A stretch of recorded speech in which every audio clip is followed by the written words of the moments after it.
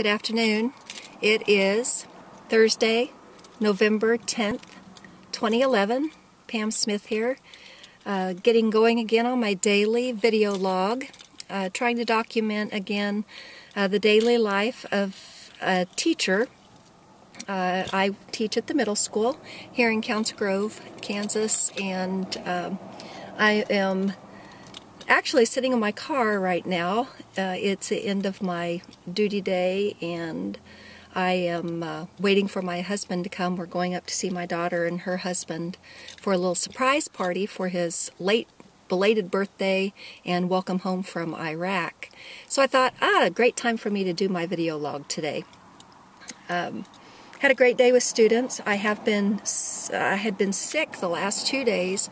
On Tuesday and Wednesday, I managed to get home on Monday night after in-service and started chilling, ended up with 102 fever, and that lasted all day Tuesday, and finally about Wednesday morning, about 4 in the morning, I think my fever broke. So yesterday I spent recuperating and took a nap in the afternoon. I didn't sleep much either night. So I am feeling better today, although a little bit washed out as far as I feeling like a truck hit me.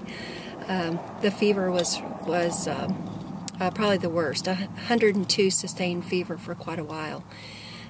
Students have had that also, and I think other teachers have had it too. There's another strain going around which is more respiratory in nature, and I'm hoping that I don't end up with that tacking on with what I just had. So I did take a flu shot on Monday offered through the county health department, and it's possible it could have just been a reaction to that, but we won't know, I guess, because there are things going around.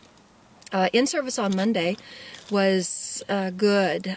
We had a time in the morning where we met as a large group of all USD 417 staff, and Dr. Ford, our superintendent, spoke about kind of the history of education, and it is truly amazing since the start in the late 1800s of education, what used to be they would come for just reading and writing, basically. That was after all the crops were in the fall, and then up into spring when they could first start planting again, and then school was done, to the initiatives in the 80s and 90s, and most recently, 150 different initiatives that within the last 20 years to 30 years have been taken on by the school.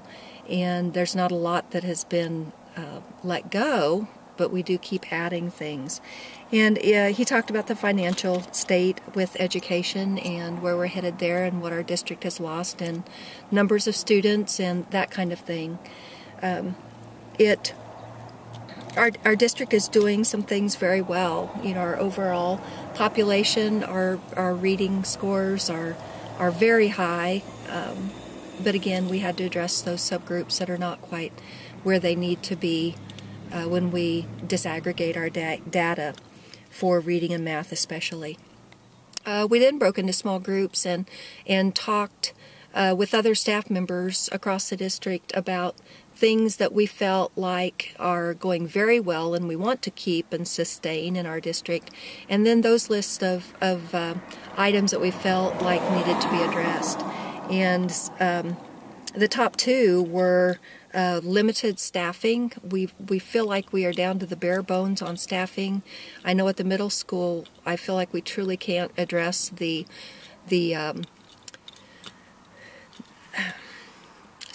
needs in small enough groups of students for reading and math that need to be addressed just because we don't have the staff to do it.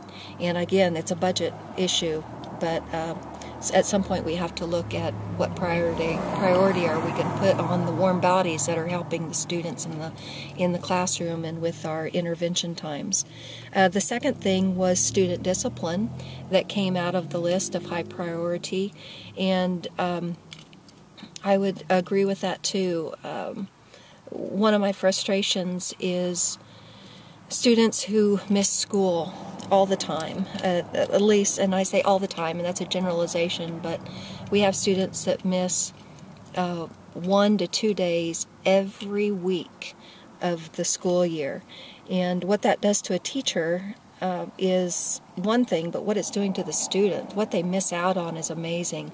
They miss out on all of the discussion and the way other students say it sometimes is much better than the way teachers say the skill that we're talking about. So missing out on that discussion. Making up the work is not the same. Doing the work that they missed is not the same as being there for class for the direct instruction part of education.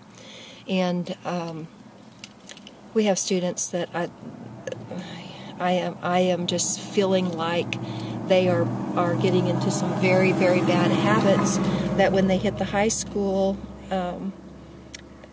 and then out into the workplace even, it's just some bad habits that some students are getting into with missing school.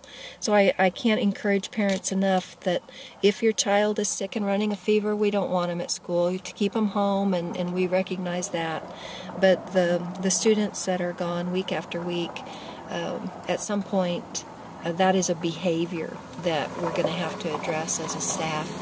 And my personal opinion, but I really feel that it needs to be addressed. It's a beautiful day. I'm thoroughly enjoying sitting out here in the sunshine of my car that warmed up, I think, probably into the upper 50s, maybe low 60s today. It's just a gorgeous fall day, and we are thankful for that. So best wishes on into the day of Thursday, and I'll be talking to you again soon. Have a great day.